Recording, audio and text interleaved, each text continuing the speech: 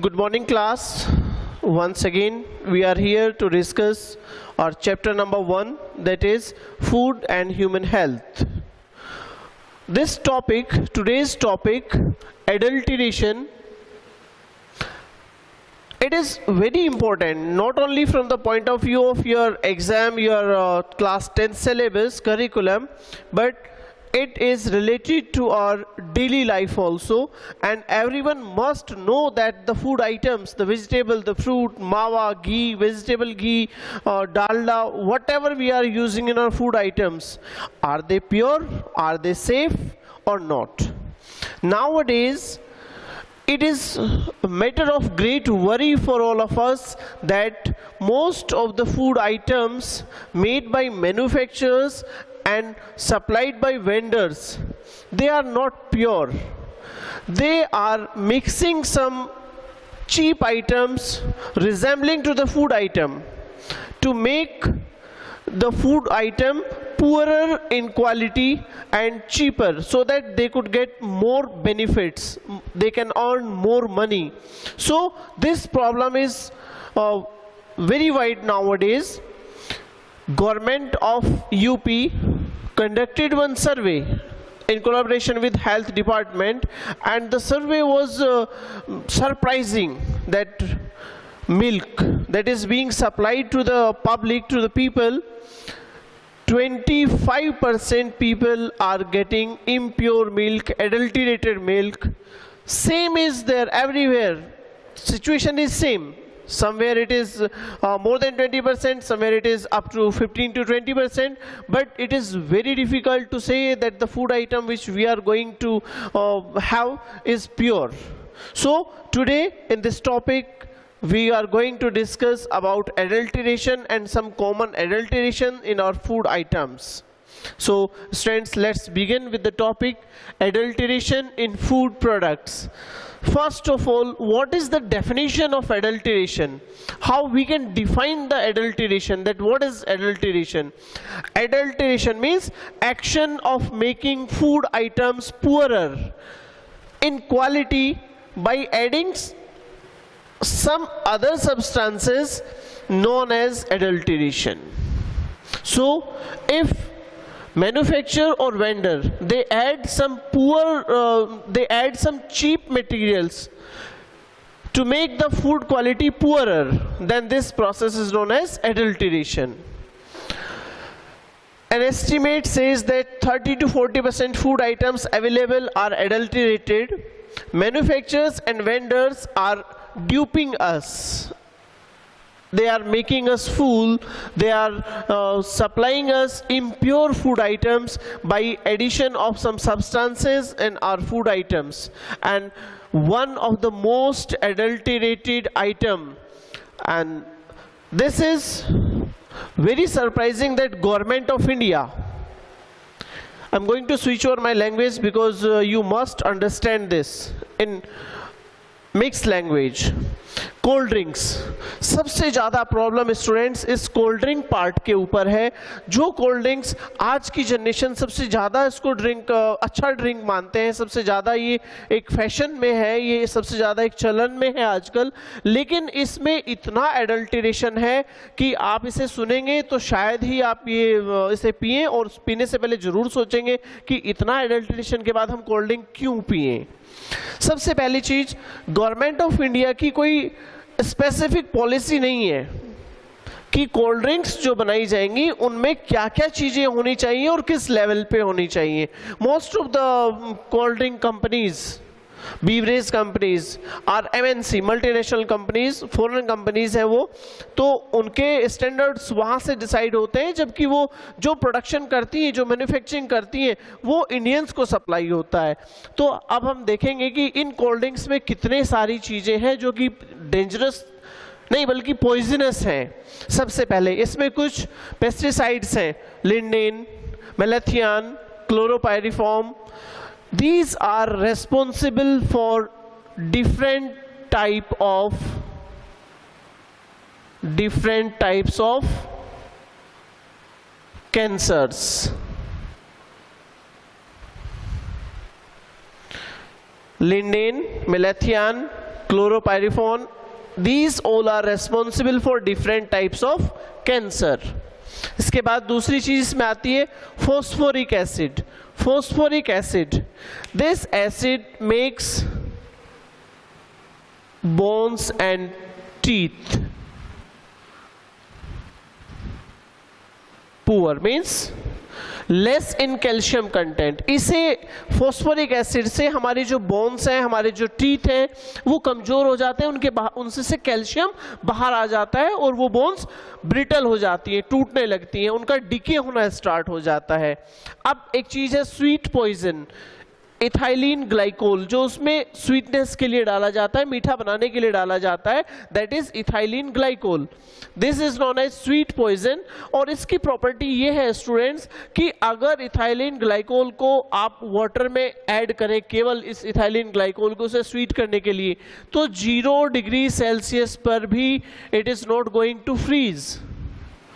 इसीलिए ज्यादातर cold drink deep freeze में रखी रहने के बाद भी फ्रीज नहीं होती है. उसको फ्रीज करना है तो आपको फ्रीजर में डालने के बाद उसको बहुत लंबे टाइम तक छोड़ना पड़ता है. पानी उससे बहुत जल्दी फ्रीज हो जाता है. वो आपने सोचा वो कोल्ड ड्रिंक क्यों फ्रीज नहीं हो रही है? वो कोल्ड ड्रिंक इसलिए फ्रीज नहीं होती क्योंकि उसमें इथाइलिन ग्लाइकोल ऐड किया हुआ है और इसका फ्रीजिंग पॉइंट 0 डिग्री से भी कम है. तो ये एक और ऐसी चीज है, एक और ऐसा एडल्ट्रेटेड प्रोडक्ट है जो कि कोल्ड ड्रिंक को डेंजर बनाता है. अब लेड एक पॉइजनस मेटल है.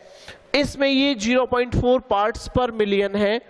इसके ऊपर कई बार सर्वे हुए हैं, कई बार इसके ऊपर बहुत डिबेट भी हुई है कि क्या इसमें ये सब चीज़ें होनी चाहिए या नहीं होनी चाहिए. तो इसके लिए केस भी चला है, इंटरनेशनल कोर्ट में केस भी चला है, लेकिन कुछ पॉलिसीज़ हैं, कुछ इसमें रूल्स रेगुलेशंस हैं, इसकी वजह से इसके ऊपर अभी तक कोई डिसीजन नहीं लिया गया है. अब इसमें एक और एडल्टरेटेड प्रोडक्ट है, दैट इज कैफीन. कैफीन जो है वो इंसोमेनिया एंड हेडेक कोज करता है. अकेलापन, बेचैनी और हेडेक, ये सब चीजें हैं जो कि कोल्ड ड्रिंक्स में एडल्ट्रेशन किया जाता है जिन प्रोडक्ट्स का. So I hope that next time when you are going to purchase cold drink बोतल you will remember these things, you will understand the gravity of the matter. Next is milk. Milk जिसे सभी लोग कहते हैं कि milk is a complete diet, सबको रोज़ दूध पीना चाहिए और दूध एक बहुत अच्छा फूड प्रोडक्ट है. लेकिन जो मिल्क हमें मिल रहा है, जैसे कि हमने इस लेक्चर के बिगनिंग में डिस्कस किया था कि गवर्नमेंट ऑफ यूपी के हेल्थ डिपार्टमेंट ने जब एक सर्वे किया कि जितने लोगों को मिल्क सप्लाई हो रहा है वेंडर्स के थ्रू, उसमें से 25% से लेकर 30% तक एडल्टरेटेड मिल्क मिल रहा है. उसमें वो प्योर मिल्क नहीं है. अब आप सुनेंगे तो you will be surprise because you are lucky that you are living here and you are getting fresh milk from your home or your parents are keeping the kettles.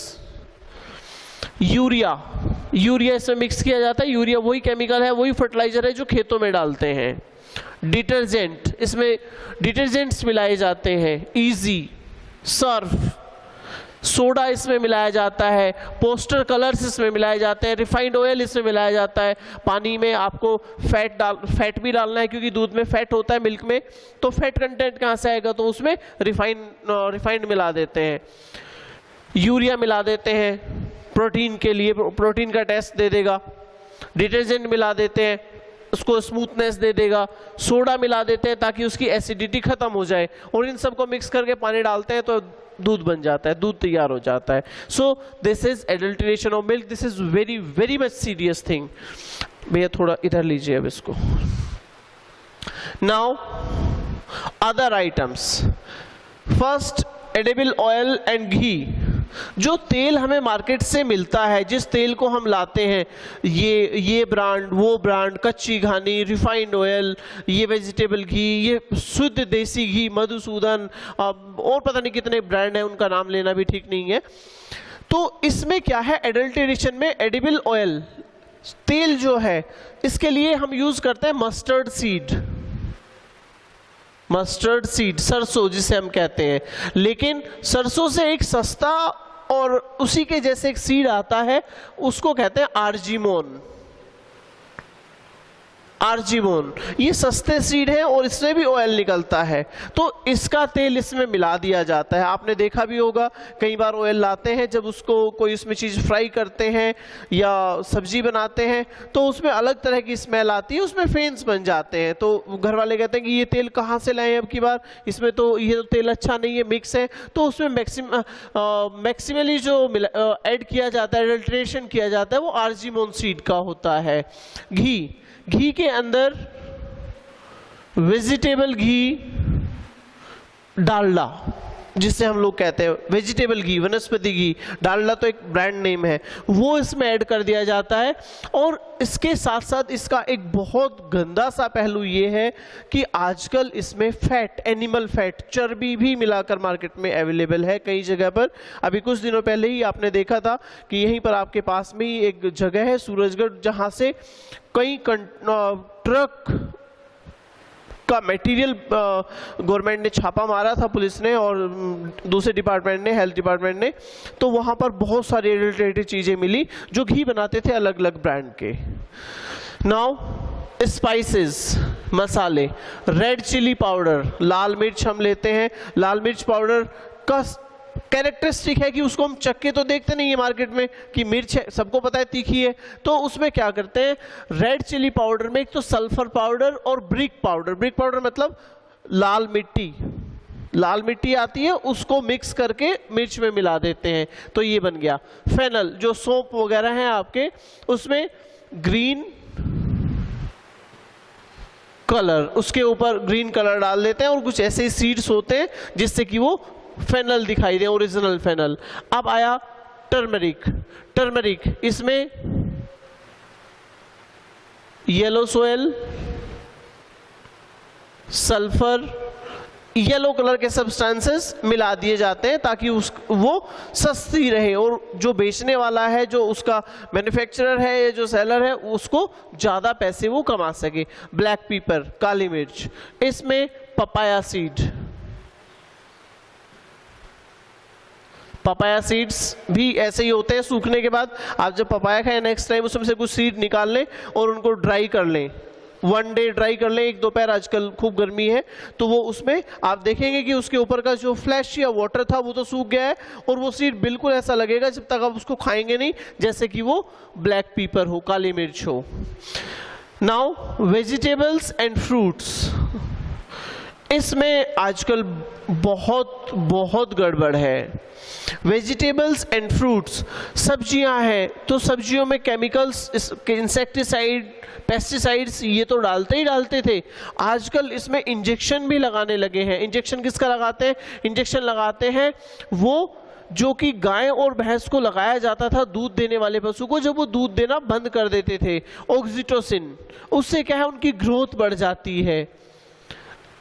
ये brinjal में भी करते हैं, ये ज़्यादातर कुकुरबिटेसी फैमिली में करते हैं, लौकी, तोरी, कद्दू, ककड़ी, खीरा, इन सब में इंजेक्शन लगाते हैं और इनके ऊपर स्प्रे करते हैं लेड कॉपर सॉल्यूशन का, जिससे कि सब्जियां और फल चमकदार दिखाई दें। लेकिन ये सारी चीज़ें, लेड पॉइजनस है, कॉपर भी हमारे लिए एक पॉइजन का काम करता है, क्योंकि अगर इसको लिया जाए कॉपर सल्फेट को कम अमाउंट में तो ये डिसइंफेक्टेंट है, पेट के कीड़े जो होते हैं, वर्म्स जो होते हैं, उनको किल करने के काम आता है। तो अगर हम इसको वैसे खाएंगे रोज सब्जी के और फ्रूट्स के साथ तो it is going to harm us definitely. Silver nitrate का सॉल्यूशन में डिप कर दिया जाता है कॉलीफ्लावर को, फूल गोभी को, ताकि वो ज़्यादा सफ़ेद दिखाई दे, जिससे उसकी कीमत अच्छी मिले। कॉर्नफ्लोर मिला दिया जाता है ग्राम फ्लोर में, बेसन में, क्योंकि वो दोनों एक जैसे ही होते हैं। मक्का का आटा मिला दिया, बेसन मिला दिया, मक्का सस्ती है, बेसन महंगा है, तो एडल्ट्रेशन हो गया। फेक मावा, this is very much important for you, क्योंकि जितनी भी स्वीट्स, मिठाइयाँ आपको मार्केट में अवेलेबल होती हैं उनमें ज़्यादातर में मावा मिलता है, और उस मावा के अंदर क्या चीज़ें मिक्स हैं ये सबसे ज़्यादा सोचने की बात है। पोटैटो, आलू बॉयल करके मैश करके थोड़े से मावे में उसको मिलाते हैं।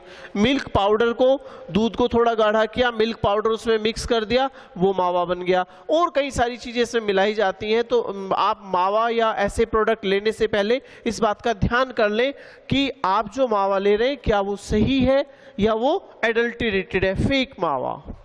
तो इस तरीके से हमने देखा कि बहुत सारी चीज़ों में एडल्ट्रेशन या मिक्सिंग होती है। अब गवर्नमेंट इसके लिए क्या स्टेप ले रही है, इंडिया में इसके लिए क्या रूल्स हैं, क्या रेगुलेशन है, मींस लीगल प्रोविजंस।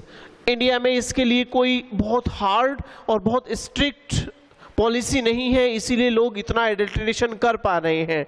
इंडिया में इसको रोकने के लिए एक एक्ट है, prevention of food adulteration act, and it came into existence in 1954। इसमें 65 रूल्स हैं, तो वो इसके बारे में बताते हैं, लेकिन ये सफिशिएंट नहीं है, ना ये उतने स्ट्रिक्ट हैं कि एडल्ट्रेशन को रोका जा सके। इसीलिए लोग इंडिया में एडल्ट्रेशन कर रहे हैं, और सीधे साधे जो हम लोग हैं, कंज्यूमर्स हैं, जो पब्लिक हैं, वो मजबूर हैं एडल्ट्रेटेड फूड खाने के लिए।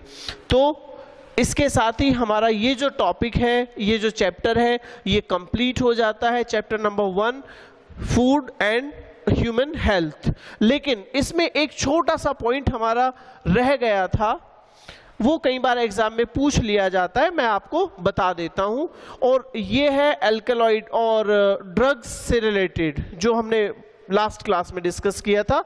This is LSD, lethargic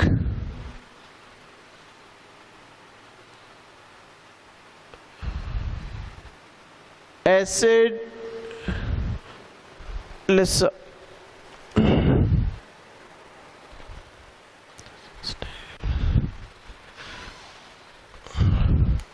lethargic acid di ethyl amide.